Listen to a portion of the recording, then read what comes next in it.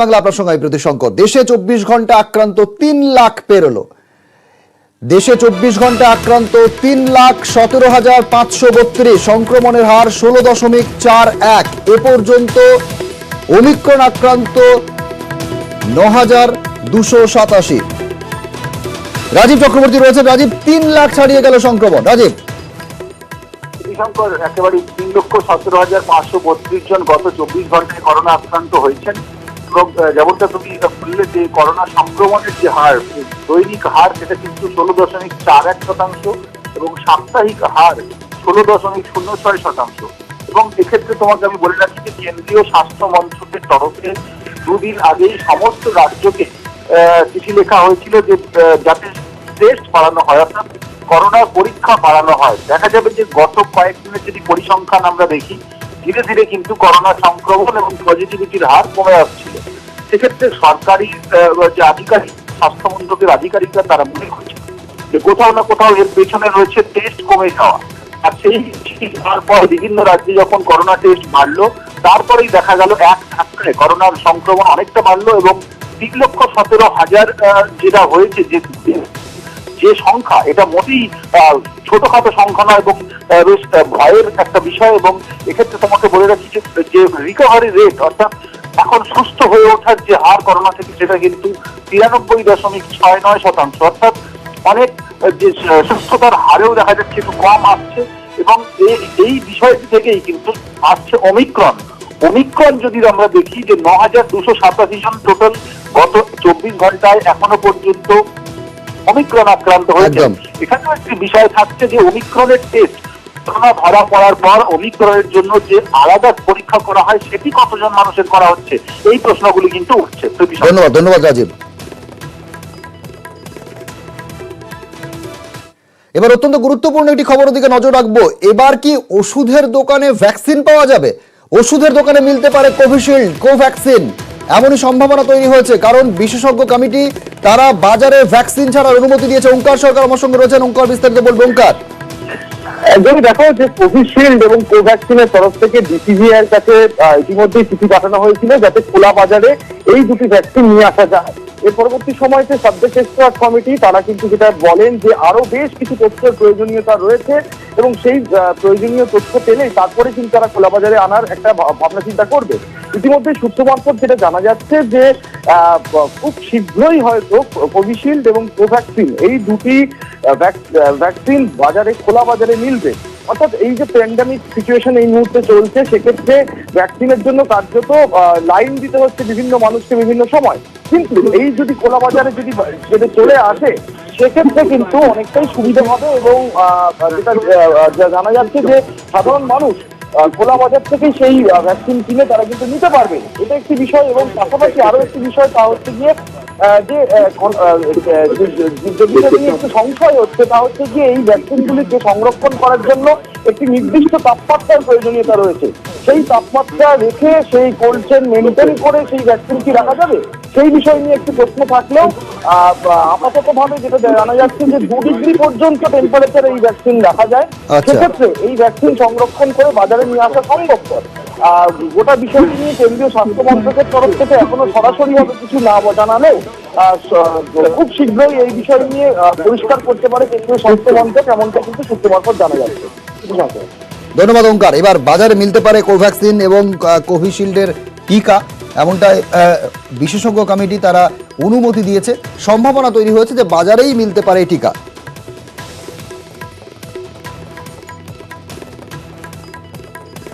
ভারতে যখন সংক্রমণ বাড়ছে ধীরে ধীরে, তখন ইংল্যান্ড সেখানে স্বাভাবিক জীবনযাত্রা ফেরানোর ছাড়পত্র দিয়েছে ব্রিটেন সরকার। 27শে জানুয়ারি থেকে সেদেশে আর মাস্ক পরা বাধ্যতামূলক নয়, ওয়ার্ক ফ্রম হোমও আর নয়। কথা বলবো রাজীব চক্রবর্তী আমার সঙ্গে রয়েছেন। রাজীব, সংক্রমণ যখন আমাদের দেশে অর্থাৎ ভারতবর্ষে অনেকখানি ওপরের দিকে, যেমনটা কিছুক্ষণ আগে তথ্য দিচ্ছিলাম 3 লাখের ওপর সংক্রমণ, সেখানে ব্রিটেন 27 তারিখ থেকে সম্পূর্ণ বিধিনিষেধে ছাড় দিচ্ছে।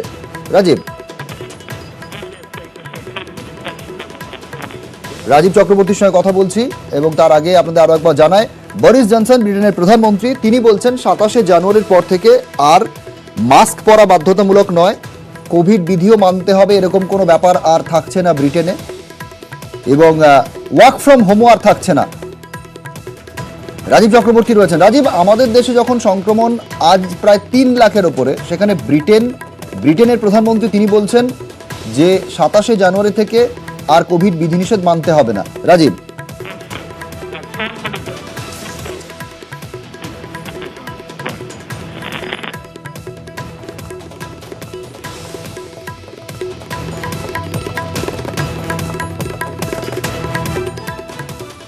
আরো একটি গুরুত্বপূর্ণ খবরের দিকে নজর রাখবো। স্কুল বন্ধের যৌক্তিকতা নিয়ে এবার প্রশ্ন করলো বিশ্ব ব্যাংক।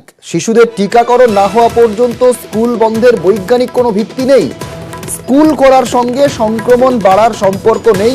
রেস্তোরাঁ, শপিং মল খুলে রেখে স্কুল বন্ধ রাখা অর্থহীন। বিশ্ব ব্যাংক তারা প্রশ্ন করলো যে স্কুল কেন বন্ধ? স্কুল বন্ধের যৌক্তিকতা নিয়ে প্রশ্ন বিশ্ব ব্যাংকের। শিশুদের টিকাকরণ না হওয়া পর্যন্ত স্কুল বন্ধের বৈজ্ঞানিক কোনো ভিত্তি নেই। রাজীব রয়েছেন প্রতিনিধি আমার সঙ্গে। রাজীব, বিশ্ব ব্যাংক তারা হঠাৎ এই প্রশ্ন তুলছে কেন? দেখো, বিশ্ব ব্যাংকের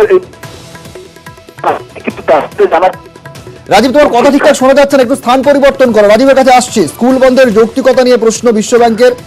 শিশুদের টিকাকরণ না হওয়া পর্যন্ত স্কুল বন্ধের বৈজ্ঞানিক ভিত্তি নেই। স্কুল খোলার সঙ্গে সংক্রমণ বাড়ার সম্পর্ক নেই বলেও বিশ্ব ব্যাংকের দাবি। রেস্তোরাঁ, শপিং মল খুলে রেখে স্কুল বন্ধ রাখা অর্থহীন।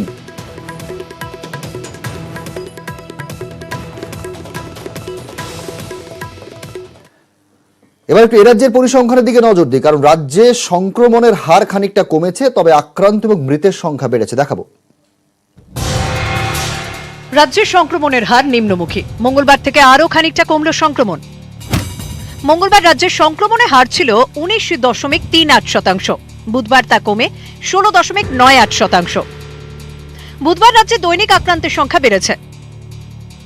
মঙ্গলবার সংখ্যাটা ছিল 10,430, বুধবার বেড়ে 11,447।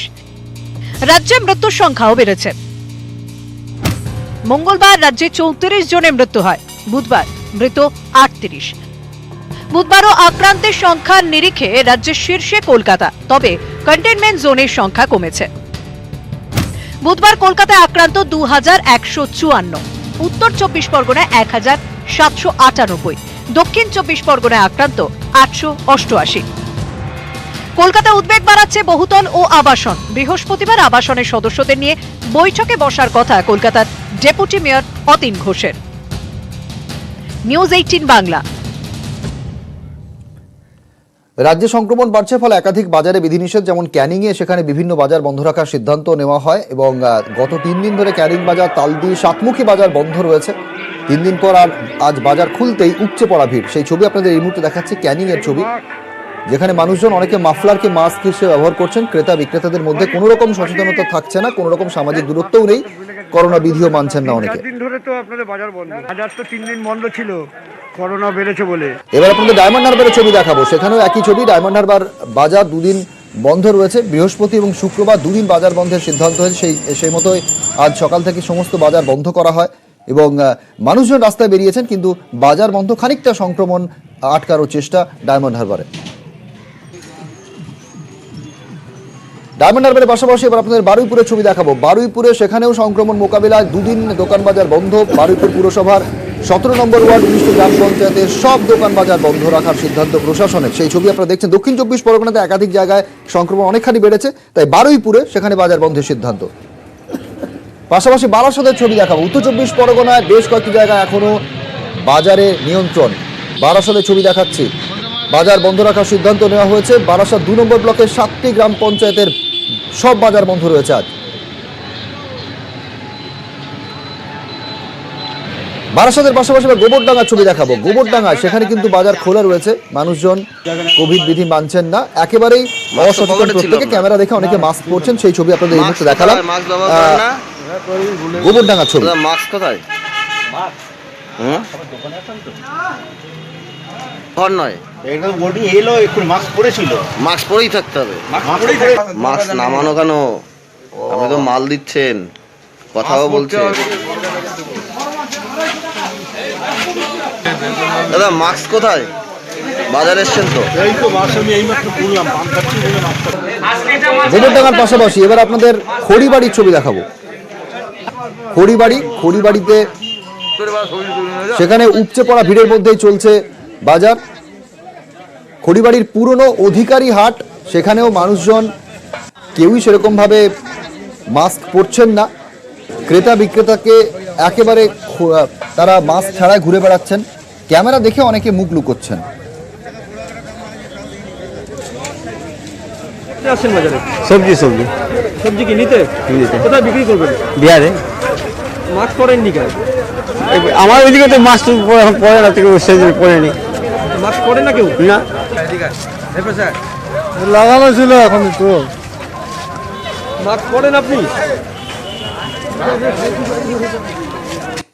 করোনাকালে যক্ষ্মার আশঙ্কা বাড়ছে। টানা 2-3 সপ্তাহ কাশি থাকলেই যক্ষ্মা পরীক্ষার পরামর্শ দিচ্ছেন চিকিৎসকরা। নতুন নির্দেশিকা স্বাস্থ্য মন্ত্রকের।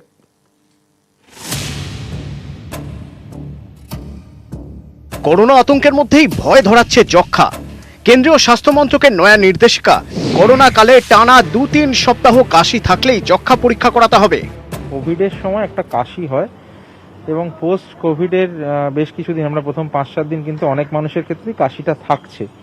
কিন্তু যদি আমরা দেখি যে যদি 2 সপ্তাহের বেশি কাশি থাকে এবং সেই কাশির সাথে আরও কিছু সিমটম থাকে, সেক্ষেত্রে কিন্তু আমাদের টিবির পরীক্ষাটা অত্যন্ত জরুরি। চিকিৎসকরা বলছেন, করোনা তৃতীয় ঢেউয়ে মূলত সর্দি কাশি ও জ্বরের উপসর্গ দেখা যাচ্ছে। রিপোর্ট নেগেটিভ হওয়ার পরও অনেকের কাশি থেকে যাচ্ছে, সেক্ষেত্রে যক্ষ্মা পরীক্ষা করাতেই হবে। তাই আমাদের করোনা নিশ্চয়ই উদ্বেগের কারণ, কিন্তু তার থেকে অনেক বেশি মাথা ব্যথার কারণ টিবি নির্ণয়। তাই করোনা কালেও কাশি, জ্বর ইত্যাদি উপসর্গ মানুষগুলির টিবির পরীক্ষা করাটা শুধু দরকার না, এটা জরুরি একটা কাজ। বিশেষজ্ঞরা বলছেন, করোনায় মূলত ফুসফুসের ক্ষতি করে। এই পরিস্থিতিতে শরীরে যক্ষ্মার জীবাণু সুপ্ত অবস্থায় থাকলে তা সক্রিয় হয়ে উঠতে পারে। তাই সাবধান, কাশি 2-3 সপ্তাহ থাকলেই ডাক্তার দেখান। ক্যামেরায় শশীপাল চৌধুরীর সঙ্গে অভিজিৎ চন্দ্র, নিউজ 18 বাংলা।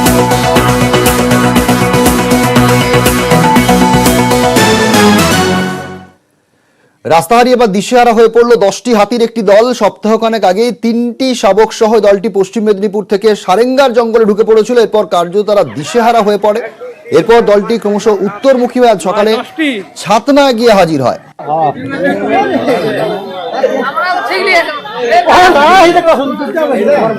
মৃত্যুঞ্জয়, ছাতনায় গিয়ে পৌঁছেছে হাতির দলটি, কার্যত দিশেহারা হয়ে পড়েছে এমনটা অনুমান করা হচ্ছে। এই মুহূর্তে বন দপ্তরের তরফে ঠিক কি উদ্যোগ? একেবারে দেখো, বন দপ্তরের পক্ষ থেকে গতকাল রাত থেকে হাতির দলটিকে নজর রাখা হয়েছে এবং গতকাল রাত্রে যেটা অতীতে কখনো দেখতে পাওয়া যায়নি, যে বাঁকুড়া শহর লাগোয়া যে রাজগ্রাম এলাকা রয়েছে, সেই রাজগ্রাম এলাকায় হাতির দলটি ঢুকে পড়ে এবং গতকাল রাত্রে গ্রামবাসীদের তারা খেয়ে হাতির দলটি রাজগ্রাম থেকে ছাতনার উদ্দেশ্যে রওনা দেয় এবং সেখানে এই মুহূর্তে অবস্থান করছে 10টি হাতির দল। এবং গত 10 দিন আগে বাঁকুড়ার পশ্চিম মেদিনীপুর যে সীমান্ত এলাকা রয়েছে, সেই সীমান্ত এলাকা পেরিয়ে সারেঙ্গার এলাকায় ঢুকে পড়ে এই 10টি হাতির দল। এবং বিভিন্ন সময় বিভিন্ন গ্রামে যেটা লক্ষ্য করা যায় যে হাতির দলটি বিভিন্ন গ্রামের মানুষের কাছে তারা খায় এবং তারা খেয়ে পড়েই হাতির দলটি দিশাহারা হয়। দিশাহারা হওয়ার পরেই বিভিন্ন এলাকায় হাতির দলটি ঘুরে বেড়াচ্ছে। এই মুহূর্তে বন দপ্তরের পক্ষ থেকে চেষ্টা চালানো হচ্ছে যে হাতির দলটাকে ফের দলমামুখী করার জন্য, কিন্তু বন দপ্তরকে যথেষ্ট বেগ পেতে হচ্ছে। কারণ হচ্ছে বিভিন্ন জায়গায় যেটা লক্ষ্য করা যাচ্ছে যে গ্রামবাসীরা তারা কিন্তু তাদের যে জমিতে যে ফসল রয়েছে সেই ফসল রক্ষার জন্য তারা কিন্তু হাতির যে পথ, সেই পথ কিন্তু বাধা দিচ্ছে। ধন্যবাদ মৃত্যুঞ্জয়। সুন্দরবনে এবার একটু অন্যরকম উদ্যোগ। কি উদ্যোগ? কচ্ছপের শরীরে জিপিএস ট্রান্সমিটার বসানো হয়েছে। কেন এই ট্রান্সমিটার বসানো হলো? কারণ বিলুপ্ত প্রায় এক বিশেষ প্রজাতির কচ্ছপের শরীরে তাদের এই ট্রান্সমিটার বসিয়ে সুন্দরবনের নদী এবং খাড়িতে ছেড়ে দেওয়া হচ্ছে। যেমন তার মধ্যে 7টি স্ত্রী কচ্ছপ রয়েছে, 3টি পুরুষ কচ্ছপ রয়েছে। মূলত কচ্ছপের গতিবিধি, বংশবিস্তার এবং পরিবেশের সঙ্গে কিভাবে সামঞ্জস্য রক্ষা করছে সে সম্পর্কে তথ্য সংগ্রহ করতেই এই উদ্যোগ। অনুপ আমার সঙ্গে রয়েছেন। অনুপ, যে ছবি দেখা যাচ্ছে একটু অন্যরকম ছবি, মূলত ঠিক কি কারণে এই জিপিএস ট্রান্সমিটার কচ্ছপের উপর বসানো হচ্ছে? অনুপ, সুন্দরবনে বন দপ্তরের তরফে বিশেষ উদ্যোগ, কচ্ছপের শরীরে বা ট্রান্সমিটার বসানো হলো এবং সেই ট্রান্সমিটারের মাধ্যমে একাধিক তথ্য জানা যাবে, যে কিভাবে বংশবিস্তার করছে, গতিবিধি সম্পর্কে তথ্য পাওয়া যাবে। সুন্দরবন বন দপ্তরের তরফে বিশেষ উদ্যোগ এবং সেই ছবি ধরা পড়েছে যে একেবারে জিপিএস ট্রান্সমিটার। অনুপ রয়েছেন আমার সঙ্গে। অনুপ, হ্যাঁ, প্রীতিশঙ্কর হচ্ছে এবার হচ্ছে সুন্দরবনের বাঘের পরে কিন্তু কচ্ছপের হচ্ছে শরীরে কিন্তু জিপিএস ট্রান্সমিটার নামক এক প্রকার ইলেকট্রনিক যন্ত্র হচ্ছে ব্যবহার করেছে সুন্দরবন ব্যাঘ্র প্রকল্প। বাটাগুড় বাসকা বা পোড়া কাটা নামক এই বিশেষ ও বিলুপ্তিপ্রায় প্রজাতি কচ্ছপের শরীরে এই রেডিও ট্রান্সমিটার বসিয়ে বুধবার সুন্দরবনের নদী ঘাটিতে ছাড়া হলো। এই বিলুপ্তি প্রায় হচ্ছে প্রজাতির কচ্ছপের গতিবিধি, বংশবিস্তার ও পরিবেশের সাথে কিভাবে এরা সামঞ্জস্য রক্ষা করেছে সেই সম্পর্কে তথ্য সংগ্রহ করতে এদের গতিবিধির উপর নজরদারি চালানোর পরিকল্পনা নিয়েছে সুন্দরবনের ব্যাঘ্র প্রকল্প। তবে বন দপ্তর সূত্রে যেটা আমরা খবর পাচ্ছি, একসময় সুন্দরবন থেকে শুরু করে মায়ানাম, মায়ানমার, থাইল্যান্ড হয়ে মালয়েশিয়া উপকূল পর্যন্ত এই বিশেষ ধরনের কচ্ছপের বসতি ছিল, কিন্তু বর্তমানে এই প্রজাতির কচ্ছপ বিলুপ্তি হয়ে যেতে বসেছে।